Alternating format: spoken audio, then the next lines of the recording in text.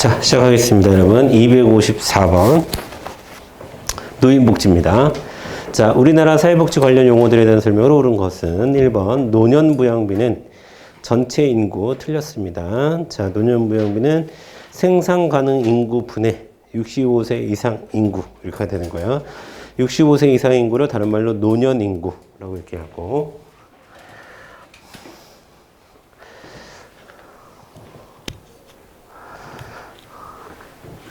자, 여러분.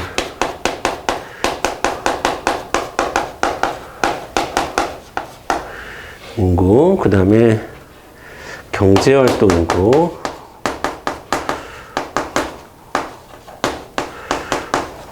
그 다음에 부양인구. 다 똑같은 말이에요. 다 똑같은 말입니다. 자, 똑같은 말이에요. 자, 그 다음에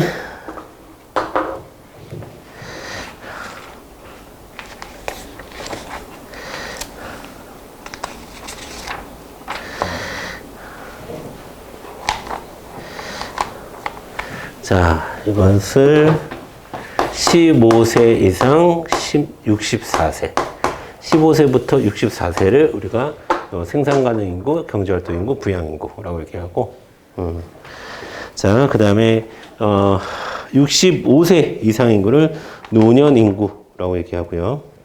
그 다음에 0세부터 14세까지를 유년 인구라고 얘기합니다. 유년 인구. 자, 2번. 전체 인구 중에서 65세 이상 노인 인구가 차지하는 비율이 14%에 도달하는 사회는 고령 사회에 해당한다라고 했는데, 맞아요. 정답은 2번입니다. 그래서 여러분이 요거는 정리하고 계셔야 돼요. 자, 여러분. 전체 인구 중에서요. 이건, 그러니까, 지금, 여러분, 노령화 지수, 혹은, 자, 노년 부양비는 부양할 수 있는 인구분에 노년 인구가 어느 정도 되냐라고 하는 게 노년 부양비고요. 이거는 이제 고령화 지수라고 하는 것은, 전체 인구를 대상으로 하는 거야. 전체 인구 중에서 노년 인구가 차지하는 비중을 얘기하는 건데, 그것이 7%에서 14%, 정확히 얘기하면 14% 미만, 까지를 우리가 뭐라고 하냐면 고령화 사회라고 얘기합니다. 고령화 사회. 그 다음에 14%에서 20%까지를 우리가 고령사회라고 얘기합니다. 고령사회. 그 다음에 20%가 넘어가면, 20% 이상이 되면 우리가 초고령사회라고 얘기합니다. 자, 그런데 지금 14%에 도달했으니까 고령사회에 해당하는 거죠. 그래서 정답은 고령화 사회는 틀리고 고령사회 맞아요. 정답은 2번이 되는 겁니다. 그 다음에 여러분, 노령화 지수라는 게 있어요. 노령화 지수. 노령화 지수. 자, 노령화 지수라는 건 뭐냐면, 경제활동 인구 중에서 65세 이상 인구의 비율은 아까도 얘기했지만 노년 부양비가 되는 거예요. 그러면, 자, 노령화 지수라고 하는 거는, 자, 분모에 뭐가 들어가는 거냐면 유년 인구가 들어가는 겁니다. 유년 인구분의 노년 인구. 자, 이렇게 구하는 게 노령화 지수라고 하는 거예요. 노령화 지수. 자, 그래서 3번 경제활동 인구 틀렸습니다. 자, 유년 인구 대비 이렇게 바꿔주셔야 되고요. 자, 그 다음에 4번 1차 베이비붐 세대는 1970년대 경제성장기에 태어난 세대이다 라고 했는데, 그렇지 않습니다. 자, 베이비붐 세대는 제가 5, 60년대라고 표현을 많이 하는데, 자, 정확히 얘기하면 1955년부터 1963년 까지를 우리가 베이비붐 세대라고 얘기합니다. 이때 사람들이 많이 태어났다는 거야. 이때 사람들이 많이 태어났어요.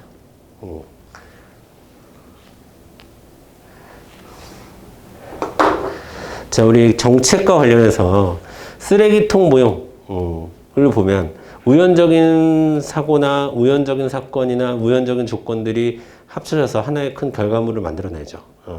공무원을 지금 많이 뽑는 것도 여러 가지가 이제 결합된 겁니다.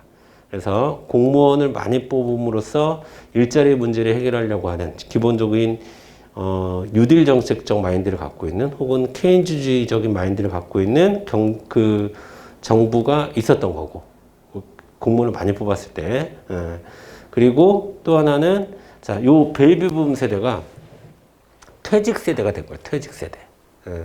요들이 이제 정년퇴임을 해야 되는 시점에 많이 뽑는 거예요.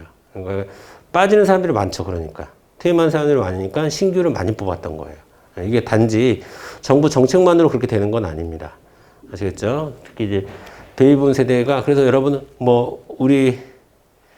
여러분 세대는 많이 못 들어봤는지 모르겠는데 저는 굉장히 많이 들어봤거든요. 58년 개띠라고. 웬만하면 58년 개띠가 되게 많았어요. 우리 사회에. 그래서 특히나 58년생은 그냥 어떤 고유명사처럼 저 58년 개띠예요. 그럼 아 진짜 베이비붐 세대에 태어났구나. 딱 여기 걸리는 세대죠. 58년 개띠. 자 그래서 우리가 전쟁통 이것도 또 연관이 있는 거야. 전쟁통에 사람들이 많이 없어졌을 거 아니야. 그래서 전후에 전쟁이 끝나고 나서 어느 정도 생활의 안정을 찾으면서 이제 출산율이 확 급속히 증가한 세대가 베이비붐 세대라고 얘기합니다. 일본에서는 단가이 세대, 일본도 똑같은 게 있어요. 일본에서는 단가이 세대라고 그러는데 우리나라에서는 요때를 베이비붐 세대라고 얘기를 해요. 자, 뭐 얘기하다 그랬지? 4번 1차 베이비붐 세대. 그 다음에 255번 가겠습니다. 그 다음에 참고적으로 2차 베이비붐 세대가 있는데 2차는 1971년도 1971년 전후 1971년 전후 세대를 우리가 베이비붐 또 세대입니다. 그래서 요 전은 요 직후는 인구 정책기로 넘어가요. 그래서 요 뒤로는 하나만 낳아 잘 기르자, 뭐 아들 딸 구별 먹고 하나만 낳자, 둘만 낳아 잘 기르자, 막 이런 정부에서 인구를 멜서스 이론에 기초해서 인구를 억제하려고 하는 정책들이 요 뒤로 생깁니다. 근데 요 전에는 많이 태어나요. 그래서 여러분 1971년생 학번으로 치면 91학번, 90학번, 89학번 뭐 이런 사람들이 있거든요. 저도 이제 가끔 그런 선배들이 있는데 그런 선배들 만나면 대부분 군대를 안 갔다 왔어요. 사람이 되게 많아가지고 이들은 특별하게 요 세대들을 가리켜서 뭐 6개월 방위 뭐 이런 제도들이 많이 만들어졌어요. 그래가지고 현역 군대를 많이 갈 필요가 없는 거야. 워낙에 사람이 많으니까 요 세대들은. 요 세대 전부 다 그렇다는 게 아니라 요 세대에서 멀쩡한데 군대 안 갔다 왔다고 하는 사람들이 되게 많을 거야. 그러니까 방위 갔다 왔다는 사람들 되게 많을 거야. 그래서 6개월만 방위하고 오면은 그냥 군 면제해주고 뭐 이런 제도가 이렇게 많아. 왜냐하면 군대에서 이 사람들 다 받기에는 너무 군 예산이 적은 거였어요 그때. 그래서 2차 베이비붐 세대는 1970년대 초반이다. 이 정도만 여러분이 알고 계시면 되겠습니다. 자, 255번 가겠습니다. 노인복지법상 동일한 종류의 노인복지시설로만 묶인 것은 자, 기억번. 자, 뭐예요? 노인복지시설이죠. 죄송합니다. 양로시설이니까 주거복지시설. 자, 노인 주거복지시설. 다 앞에는 다 노인이 들어가니까 그래서 쓰죠. 노인 주거복지시설. 자, 대표적으로는 양로원이 있죠. 양로원 또는 양로시설. 그 다음에 두 번째, 단기 보호 서비스 시설은 재가 노인복지시설이에요. 노인복지시설.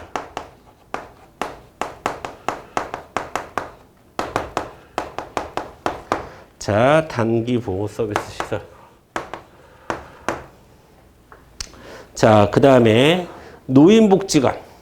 노인복지관. 자, 이런 데를 우리가 뭐라고 하냐면 노인 여가복지시설이라고 합니다. 시간 보내는 데. 시간 보내기 좋은데. 자, 요거는 세 가지는 좀 알아뒀으면 좋겠습니다, 여러분들이. 여가복지시설. 가장 대표적으로는 장기도고 이런데 경로당, 그쵸? 경로당. 그다음에 자 노인복지관.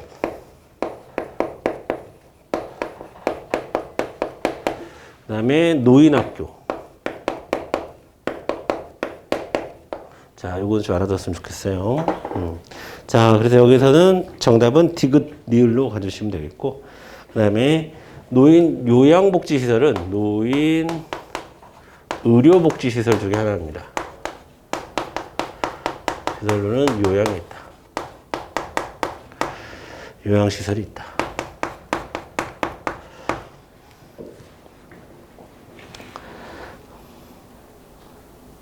자, 요양자가 들어가면 의료랑 연결하면 돼요. 요양자가 들어가면 의료랑 연결해라. 자, 그러면 방문요양 어디요? 방문요양은 어디 들어갈까? 방문요양? 여기 들어가. 방문요양. 방문요양은 요양이 중요한 게 아니라 뭐가 중요해? 방문이 중요한 거야. 그래서 재가로 가는 거야. 재가. 자, 그렇게 구분해 주시고요.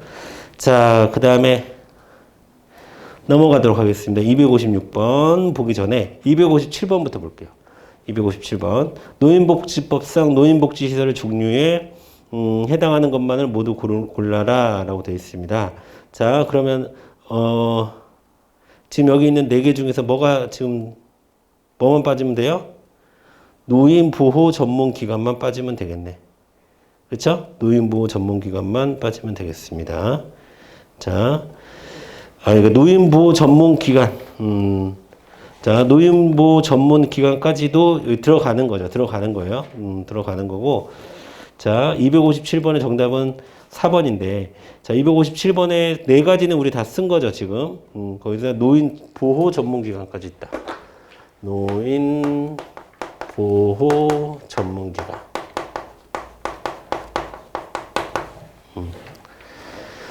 가치가 있다. 자, 그 다음에 노인 일자리 지원 기관도 있어요. 노인 일자리.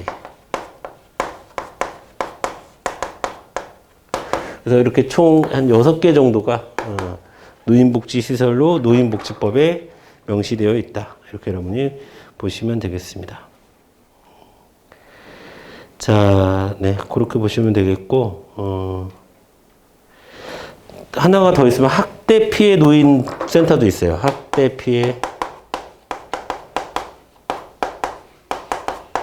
학대 피해 노인 전용 쉼터. 이건 쉼터야, 쉼터. 전용 쉼터. 한 7가지 정도가 있다. 자, 근데 여기서 중요한 건요, 요거 시험에 잘 나오고. 그쵸? 요거하고, 요런 거. 그 다음에 재가. 위에 거 4가지가 시험 잘 나온다. 이렇게 보시면 돼요. 자, 그 다음에 256번의 이론 보도록 하겠습니다. 이론. 자, 이론. 거기 있는 이론 5가지 정리해 두시면 돼요. 자, 먼저. 자, 요즘에 은퇴하고 쉬는 게 뭐가 나빠. 나이 들면 신체적으로 약해지니까 직장 생활하고 쉬는 게 사회적으로도 개인적으로 이로운 거야. 이런 걸 분리 이론이라고 합니다. 분리 이론. 그러니까 즉, 나는 이제 일할 만큼 일했고, 지금 일할 세대는 따로 있고, 나는 그들과 좀 분리해서, 쉬는 게 나아라고 하는 것은 분리 이론입니다. 분리 이론. 그러니까 노인 인구를 다른 인구와 분리하는 느낌이 들죠. 그 다음에 2번째. 자, 나이가 들어도 건강한 사람은 여전히 왕성하게 사회생활을 할 수 있어. 아무래도 사회활동을 하면 보람도 있고 내가 아직 가치 있는 사람의 느낌도 들고 생기고 말이야. 이런 거는 활동이론이라고 합니다. 활동이론. 활동이론. 그 다음에 하지만 사회에서 노인들을 대하는 것이 어디 우리 어릴 적만 한가. 쓸모없는 노인의 취급이나 하지. 자식들도 분가해서 따로 살고 말이야. 이런 걸 현대화 이론이라고 합니다. 현대라는 사회로 접어들면서 이런 특성이 있다라는 거고. 그 다음에 리을방. 자, 돈이 많아서 자식들한테 용돈도 주고 하니까 대우가 달라. 스마트폰이나 인터넷 검색을 잘하니까 맛집 정보도 알려주면 자식들도 고마워하더라고.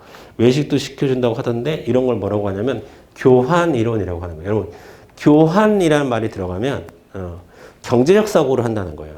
그러니까 기브 앤 테이크 사고를 한다는 거야. 내가 주면 상대방도 준다. 라는 거예요. 그러니까 내가 자식들에게 용돈도 주고 돈도 있고 물려줄 재산도 있고 하니까 자식들이 나한테 잘하네. 이런 식의 사고를 우리가 교환 이론적 사고라고 얘기합니다. 그 다음에 A번에 성공적 노화 이론이랬죠. 성공적 노화 이론. 자, 그러면 일단 정답은 순서대로 몇 번으로 가야 돼요, 여러분? 정답은 순서대로 2번으로 가면 되겠죠? 2번으로 가면 되겠고, 그 다음에 성공적 노화 이론은 뭐냐면 분리 이론과 활동 이론이 약간 합쳐진 거라고 보시면 돼요. 분리 이론은 나 이제 힘드니까 그냥 쉬어야겠어. 활동 이론은 뭔 소리야? 의미 있는 일을 할 수 있어. 아직도 건장해. 라는 개념이잖아요. 그러면 성공적 노화 이론이라는 건 뭐냐면 힘들지 않는 노인들만 할 수 있는 일을 찾아서 하는 거예요. 그걸 성공적 노화이가 노화도 인정하는 거야. 노화도 인정하면서 완전히 분리하진 않고 활동 이론은 노화를 인정을 잘 안 해. 아주 나 이제 건재해. 이게 활동 이론이고 그다음에 성공적 노화 이론은 노화를 인정하면서도 내가 할 수 있는 일을 찾는 거예요. 여러분 요즘에 뭐 지하철 택배 같은 거 어르신들 많이 하죠. 그 다음에 건물 관리 업무 같은 거 관리실에서도 어르신들 많이 하잖아요. 그런 거 하시는 겁니다. 그 다음에 뭐 우리 행정법에서 보는 뭐 교통 할아버지 이런 것들도 이제 퇴직 후에 할 수 있는 좋은 일이죠. 그러니까 그런 일들이 있다는 거야. 그런 일들을 힘들지 않은 것을 찾아서 내가 한창 때처럼 일은 못해. 노화됐기 때문에. 하지만 뭔가 활동을 할 수 있는 게 남아있어. 내가 활동을 통해서 성공을 할 수가 있어. 라고 보는 걸 성공적 노화 이론이라고 하는 거예요. 분리 이론과 활동 이론의 혼합이다. 이 정도로 여러분 정리해 주시면 되겠습니다. 자, 그 다음에 258번 넘어가겠습니다. 자, 장애인 복지인데요. 장애인 복지. 자, 1번 보겠습니다. 자, 세계보건기구 WHO가 분류한 장애는 손상,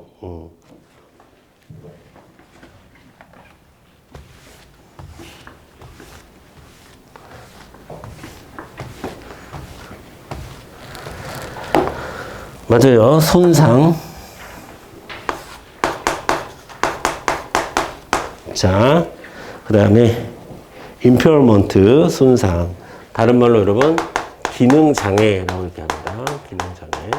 그 다음에 두 번째 능력장애. disability, 능력장애.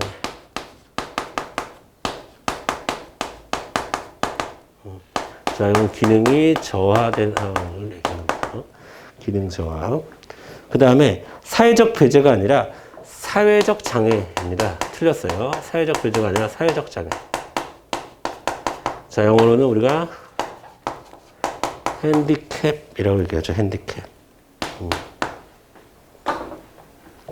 자, 이렇게 세 가지로 봅니다. 손상, 능력장애, 사회적 장애. 자, 2번. 장애 개념에서 신체적 잔존 기능을 최대화시키려고 하는 것은 의료 재활 관점이에요. 심리사회 관점이 아니라 의료 재활 관점. 그 다음에 3번. 자, 장애인 복지법에서 우리나라 장애인 복지법에서 얘기하고 있는 장애의 유형은 지체장애 맞아요. 시각장애 맞습니다. 청각장애 맞고요. 언어장애 맞고요. 정신지체장애, 정신지체장애란 말은 없습니다. X. 뭐가 있냐? 정신장애가 있어요. 정신장애. 자, 지체장애가 따로 있고요. 그 다음에 정신장애라고 얘기합니다. 그 다음에 굉장히 많아요, 여러분. 뇌병변, 지적장애, 뇌병변장애, 자폐성장애, 신장장애, 심장장애, 호흡기장애, 간장애, 안면장애, 뭐 장루장애, 요루장애, 뇌전증 뭐 이렇게 많은데 여러분들은 여기까지만 좀 일단은 챙겨 두시고 나머지는 읽어보시는 정도 수준으로 공부를 하시면 될 것 같아요. 4번 보겠습니다. 장애 개념 규정에서 환경적 요인들은 점차 강조되는 추세다. 당연하죠. 환경적 요인들이 강조되고 있습니다. 자, 259번 보겠습니다. 자, 1번. 인권 존중은 인간은 누구나 인간으로서 존엄하고 평등한 가치를 지닌다는 인식. 오케이. 정상화. 장애인의 주거, 정상화 별표 치세요. 정상화는 꼭 알아두셔야 돼요. 장애인의 주거, 일과 여가 등 가능한 보편에 가까운 생활을 하는 것으로서 장애인에게 사회적으로 가치 있는 일을 부여하고 지원하는 과정을 의미한다. 그래서 정상화가 중요합니다. 정상화. 자, 그 다음에 자립생활. 자, 장애인이 자기결정권을 가지고 자신이 바라는 생활 목표나 생활 양식을 선택하여 살아가는 것을 우리가 자립생활이라고 얘기를 합니다. 그 다음에 사회통합. 자, 사회통합. 여러분, 사회통합은요. 여러분, 이건 뭐, 일단은, 이거는 여러분 상식적으로 말이 안 되는 거죠. 좀 뭐 분리하자는 거잖아. 비장애인 중심으로 일반 사회를 격리보호하는 것이 타당하다라고 하는데, 그건 맞지 않고요. 여러분, 사회통합 이론이라는 건 뭐냐면, 정상화 이론에서 일단 출발했다는 거 알아야 돼. 정상화 이론. 거의 2번에 있는 정상화 이념에서 출발했다. 그래서, 자, 중요한 거는, 사회에서 장애인을 구분하지 않는 상태를 얘기하는 거예요. 말 그대로 통합이라고 하는 것은. 그래서 뭐 더불어 사는 사회. 장애인과 비장애인이 더불어 사는 사회를 추구하는 게 사회 통합이 되겠습니다. 사회 통합. 격리하거나 보호하는 거는 전혀 반대예요. 사회 통합과. 정답은 4번으로 가주시면 되겠고. 그 다음에 260번, 1번. 자, 시민권 모델에서 장애인은 장애로 인해 사회적인 불이익을 당하는 사람으로 본다. 자, 이건 뭐냐면, 장애인은, 그러니까 예를 들면 이런 겁니다. 시민권 모델이라고 하는 것은, 예를 들면 장애로 인해서, 일상생활이 그러니까 신체적 장애가 있음에도 불구하고, 사회적으로 그 신체적 장애가 예를 들면 어떤 사람은 다리가 있을 수도 있고 어떤 사람은 다리가 다쳤을 수도 있잖아요. 그러면 다리가 다친 사람들도 계단을 오를 수가 있고 일상생활을 하는데 전혀 불편함이 없어. 그러면 장애가 있다고 보지가 않아요. 시민권 이론이라고 하는 것은. 그래서 사회적으로 불이익을 당하지 않게 하는 게 되게 중요한 겁니다. 시민권 이론에서는. 그러면 시민권 이론에서 이야기하는 장애인은 신체적으로 뭔가 결함이 있고, 그러니까 이런 손상당하고 이런 것을 의미하는 것이 아니라, 사회적인 불이익을 당하는 사람을 얘기하는 거예요. 장애로 인해서. 자, 맞는 말입니다. 2번 복지 모델은 장애 유형에 따른 적합한 재활 서비스 제공을 강조한다라고 했는데, 이거는 의료 재활 모델과 이제 의료 재활적 관점이에요. 의료 재활적 관점. 그래서, 복지 모델에서는, 장애는 신체적 장애에 초점을 두고요. 그들을 치료하고 재활시키는 것을 강조하는 모델이 복지 모델입니다. 아시겠죠? 그 다음에 시민권 모델. 시민권 모델은 그러니까 의료적 재활을 최우선으로 하는 건 복지 모델이야. 그러니까 3번은 틀렸죠. 그러면 시민권 모델에서는 장애인을 차별하는 사회적 차별 기제를 없애는 것을 중요하게 생각해요. 그러니까 지금 다리를 고치는 데 초점이 있는 것이 아니라 다리가 아파도 일상생활을 하는데 문제가 없게끔 사회를 구성하는 게 중요하다라고 보는 게 시민권 모델이에요. 복지 모델은 당연히 장애인을 보호 대상으로 보는 거죠. 의료 재활 관점이니까. 자, 그 다음에 261번. 장애인 복지 이념 중 자립생활 모델과 재활 모델에 대한 비교 설명을 옳은 것은? 자, 1번 보겠습니다. 재활 모델에 비해서 자립생활 모델은 여러분 전문가가 개입해서 문제 해결하고 치료하는 거는 재활 모델에 대한 설명이에요. 재활 모델. 그러니까 재활 모델, 복지 모델 좀 연결돼야 되고 시민권 모델, 자립생활 모델 좀 연결돼야 돼요. 그리고 변화가 필요한 체계로서의 환경을 더 강조하는 것은 자립생활 모델입니다. 이해되시죠? 시민권 모델이랑 연결이 돼야 됩니다. 그 다음에 3번 장애인을 소비자로 보는 경향성이 강한 것은 자립생활 모델입니다. 자립생활 모델. 정답은 3번. 4번. 자, 장애인의 자기결정권과 선택권을 강조하는 것은 둘 중에 뭘까요? 자립생활 모델이겠죠.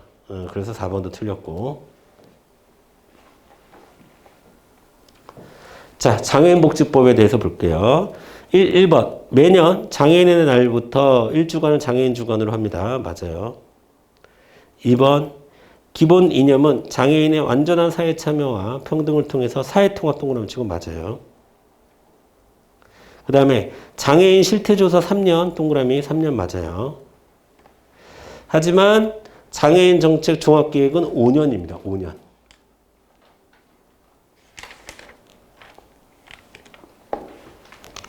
자, 그 다음에 263번 보겠습니다. 장애인 차별금지 및 권리구제에 관한 법률. 자, 1번. 장애인을 도우려는 목적에서라도 장애인이라는 이유로 과도하게 보호하는 경우. 여러분, 과도하게 보호한다고 해서 차별이라고 보지는 않아요. 1번 틀렸습니다. 중요한 거는, 자, 2번에 있듯이 제한하고, 배제하고, 분리하고, 거부하고, 이렇게 불리하게 대응하는 경우를 차별이라고 봅니다. 세 번째, 정당한 편의를 제공하지 않는 것도 차별입니다. 네 번째, 보조견, 장애인들이 지금 필요한 보조견이나 장애인 보조기구 등을 사용을 방해한다. 뭐 휠체어를 타고는 못 들어온다는 거나 뭐 이런 경우도 차별입니다. 자, 그리고 장애를 고려하지 않는 기준.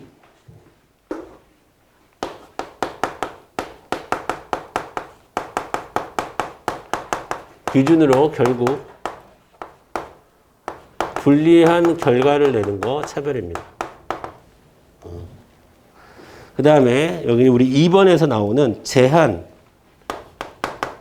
배제, 분리, 거절, 거부 이런 것들을 광고하잖아요.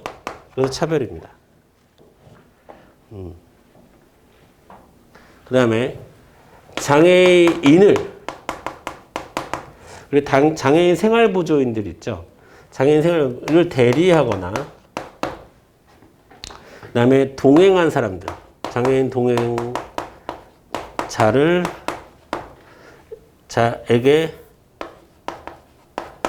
부당하게 대우한다. 그것도 차별입니다.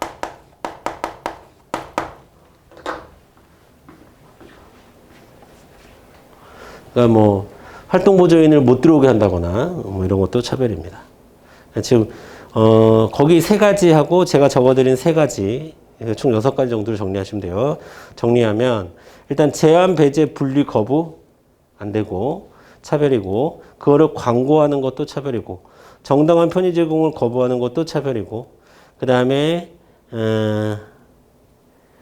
장애를 고려하지 않는 기준을 제시하고 불리한 결과를 내오게 하는 것도 차별이고 그 다음에 보조견, 장애인 보조기구 사용 방해하는 것, 장애인을 대리하거나 동행하는 사람들에게 부당하게 대우하는 것 차별입니다. 총 6가지 차별입니다.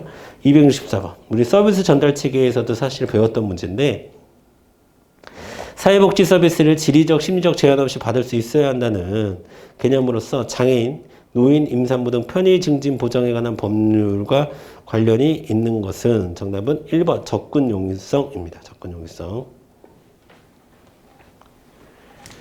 뭐 어렵지 않죠, 여러분. 문제의 답이 있잖아요. 제한 없이 받을 수 있어야 된다. 그러니까 접근하기 쉬워야 한다라는 얘기잖아요. 이거는 접근 용이성에 대한 설명이 되겠습니다. 자, 그 다음에 265번. 장애인 고용촉진 및 직업재활법상 사업주의 장애인 고용 의무를 상시 몇 명의 근로자 이상의 근로자를 고용하고 있는 사업주로 규정하고 있냐면 50명 이상. 그러니까 장애인을 50명 이상 고용해야 된다는 게 아니라 50명 이상을 고용하고 있는 사업주는 여기 장애인 고용 의무를 진다라는 뜻이죠. 50명입니다. 50명. 자, 50명. 그 다음에 가족복지 넘어갈게요. 다음 중 가족 친화적 정책의 특징으로 볼 수 없는 것은 자 1번 보겠습니다. 일가 가족의 양립 정책과 맥을 같이 한다. 그쵸? 자 2번 모성휴가, 보육시설 지원 등이 가족 친화형 정책이다. 특수한 가족을 규범화한다. 특수한 가족을 규범하지 않는 것이 가족 친화형 정책입니다. 반대예요. 그 얘기는 다양한 형태의 가족을 인정한다라는 거예요. 규범화하지 않고 인정한다. 있는 그대로 받아들인다라는 거고 출산 지원 정책, 가정 친화적 정책입니다. 그 외에도 여러분 적어보세요. 뭐 탄력근무제라거나 이거는 이제 일본과 관련된 얘기죠. 탄력근무제, 뭐 선택근로제, 그 다음에 또 뭐가 있을까요? 육아휴직, 출산휴가, 그 다음에 직장 보육시설 이런 거 다 가족 친화형 정책이라고 봅니다. 다시 불러드릴게요. 탄력근무제, 선택근로제, 육아휴직, 출산휴가, 그 다음에 직장 보육시설 이런 것들 다 가족 친화형 정책이라고 봅니다. 2번을 제가 좀 확대해서 말씀을 드린 거예요. 2번에 있는 것들을. 자, 그 다음에 가정폭력범죄 처벌 등에 관한 특례법 보도록 하겠습니다. 자, 1번 보겠습니다. 자, 여러분, 폭력범죄를 알게 될 때에는, 가정폭력범죄를 알게 될 때는 누구든지 수사기관에 신고할 수 있습니다. 당연히. 폭력은 형법상의 문제니까. 옆집 아저씨가 신고해도 돼요. 네가 무슨 자격으로 신고하냐, 그러지 않습니다. 자, 맞는 말이고요. 그 다음에 2번, 판사는 피해자 또는 가족 구성원의 주거, 직장 등에서 300m 이내의 접근금지와 같은 임시조치를 할 수 있는, 여러분, 접근금지는 100m를 기준으로 합니다. 100m. 틀렸네, 2번이. 100m. 300m가 아니라 100m. 3번, 검사는 가정폭력 사건을 수사한 결과 행위자의 성행 교정을 위하여 필요하다고 인정될 때는 상담 조건부 기소 유예를 할 수 있다. 자, 이 얘기는 뭐냐면 기소를 한다는 거 안 한다는 거야. 안 한다는 거. 그러니까 아버지가 애를 때렸는데 그 아버지의 성행에 문제가 좀 있어. 그러니까 좀 약간 좀 상담하고 분노를 좀 가라앉히고 이런 걸 좀 하면 될 것 같아. 그럴 경우에는 상담을 조건으로, 상담 치료를 받는다는 것을 조건으로 붙이고 기소를 유예한다는 것은 미룬다는 뜻이에요. 그러면 일단 형사적인 재판은 안 받게 됩니다. 이런 것도 있다. 상담 조건부 기소 유예.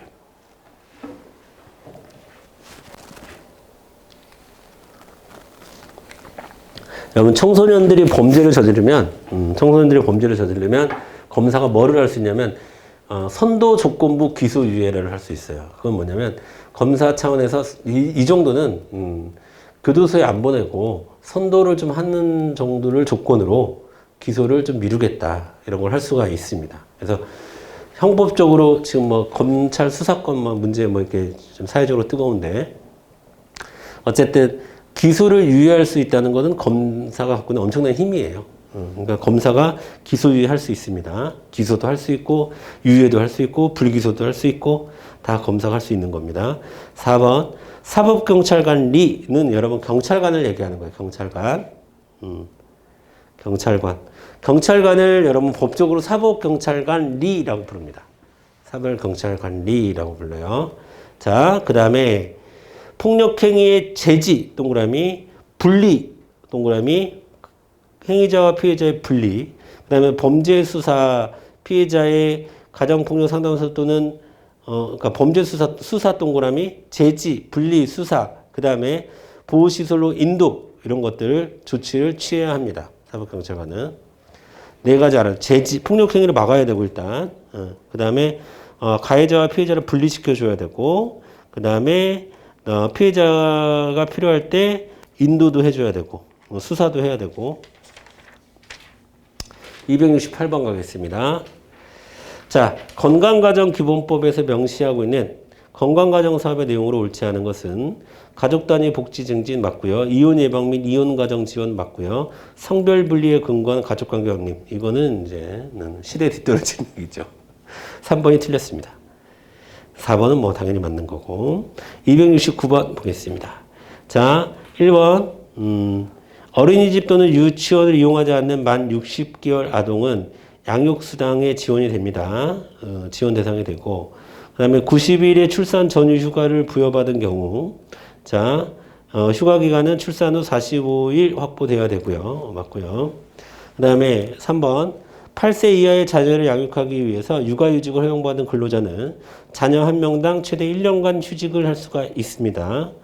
그 다음에 4번, 소득과 관계없이 아동수당은 여러분 만 7세죠. 만 7세 이하 매월 10만 원. 7세 이하 10만 원이 되는 겁니다. 자, 얼마 안 남았기 때문에 계속 갈게요. 270번 보겠습니다. 기억번. 여성 문제를 개인 내적인 측면에 찾는 것이 아니라 사회 구조적인 측면에서 파악하는 것을 우리가 여성주의라고 얘기해요. 맞는 말이고요. 니은번. 여성주의는 클라이언트가 자기 내부의 변화 가능성을 찾도록 인파워먼트, 권한을 부여하는 것에 초점을 둔다. 맞습니다. 디귿번. 여성 문제의 주요 요인은 여성의 자원과 권력의 결핍으로 사회복지사는 여성 클라이언트와의 관계에서 전문가적 권위를 행사하는 아니죠. 평등한 관계를 유지해야 되겠죠. 전문가적 권위가 중요한 게 아니라 평등한 관계가 중요한 겁니다. 여성주의적 입장에서 보면. 리을번. 여성주의 사회복지 실천에서 여성 문제의 원인을 남성의 가부장적 특성과 여성의 권력 결핍에서만 만자 들어가면 일단 위험하죠. 자, 다양한 측면을 고려해야 되지. 딱 요것만 보는 건 아닙니다. 물론 요것도 고려를 해야 되겠지만. 그래서 정답은 기억과 리을로 가주시면 되겠습니다. 자, 271번 성인지적 관점 우리 한번 한 것 같아. 그치? 자, 성인지적 관점은 다른 말로 성통합적 관점이라고 얘기하는 거고 또 다른 말로는 양성평등적 관점이라고도 보는 거예요. 자, 여기 여러분 양성평등이라고 얘기할 때 이 평등은 어떤 평등이야? 실질적 평등. 다른 것은 다르게 보는 평등이에요. 그러니까 성인지적 관점은 여자는 여자니까 다르다라고 보는 것을 인정을 하라는 거야. 아시겠죠? 그냥 무조건 똑같이 하는 게 아니야. 여기서 얘기하는 평등은. 자, 1번. 가족 내 성역할 분업을 강조하는 관점이다. 아니죠. 이러면 안 돼요. 성역할 분업을 강조하는 관점이 아닙니다. 2번. 성차별로 인한 문제를 분석하거나 개입할 때 사용할 수 있는 관점이 맞고요. 3번. 여성과 남성, 이거 중요해. 3번하고 4번에 별표를 쳐야 돼. 3번하고 4번. 이게 성인지적 관점을 제대로 설명하고 있는 말입니다. 여성과 남성은 생물학적, 사회문화적 경험의 차이로 서로 다른 이해와 요구를 가진다. 즉 다르다라는 거야. 다르다라는 것은 차별이 아니에요. 다른 것을 다르게 취급하는 건 차별이 아닙니다. 평등이지. 그 다음에 4번. 정책이나 개입이 여성과 남성에게 미치는 효과를 평가하고 그것을 반영하도록 하는 게 성인지적 관점입니다. 특히 예산에서 많이 그렇게 하죠. 자, 그 다음에 272번 가겠습니다. 자, 정신건강 증진 및 정신질환자 복지 서비스 지원에 관한 법률에 우리가 흔히 정신건강복지법이라는 설명 옳지 않은 거. 자, 1번 정신건강복지법은 정신질환 예방 치료 맞아요. 2번 2016년도에 자, 정신건강복지법으로 개정되었습니다. 이름이 바뀌었어. 정신보건법에서. 3번은 시험에 굉장히 잘 나와요. 이게 나오면 여기 막 바꾸는 걸 굉장히 많이 나오는데 자, 정답은 3번이고요.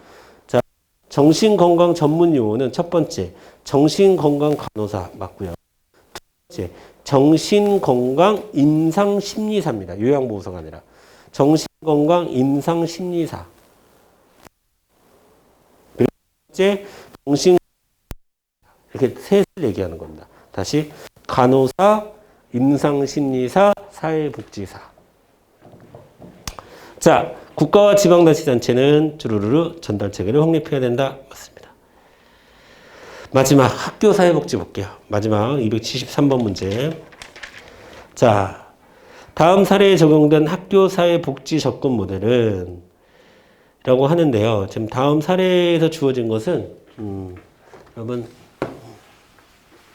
지금 대학교 사회복지 학과의 친구들을 그 다음에 자기 지역에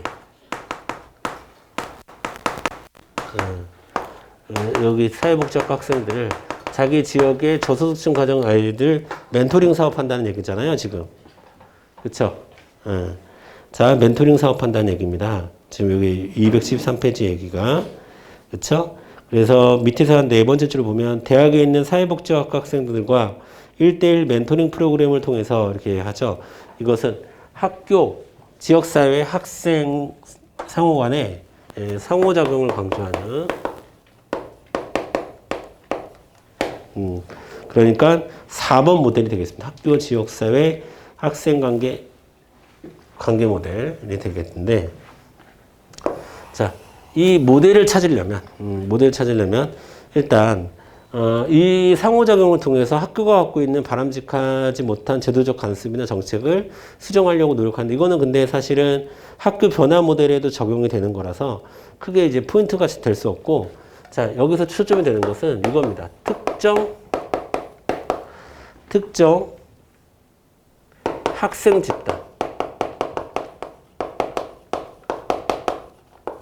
집단에 포커스를 둡니다. 사회복지학과 학생들 이렇게.